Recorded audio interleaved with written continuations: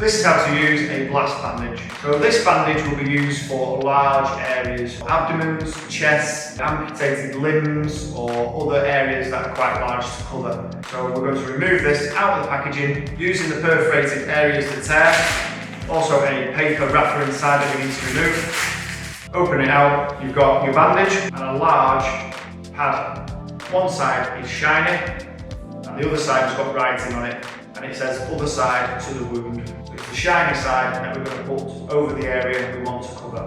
Sometimes it'll help if you moisten the shiny side and it'll stop it sticking to some areas. Place this over the affected area and this bandage has got Velcro strategically placed along it which will stop it fully unravelling if you drop it.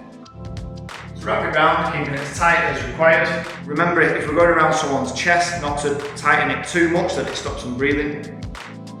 Around the back, and as the bandage goes around, it will start to catch the other Velcro areas, which again will help it stop unravelling. There is a little bracket at the end that's got two prongs with teeth inside. So just hook this over the bandage, and that's it secure. So because it's got such a large pad, you're able to put this over amputated limbs. The sides of it will fold around, and then the bandage will be able to secure it in place. In this scenario, we've just covered the area here with the bandage, and because it's such a large area to go right around, we've run out of bandage.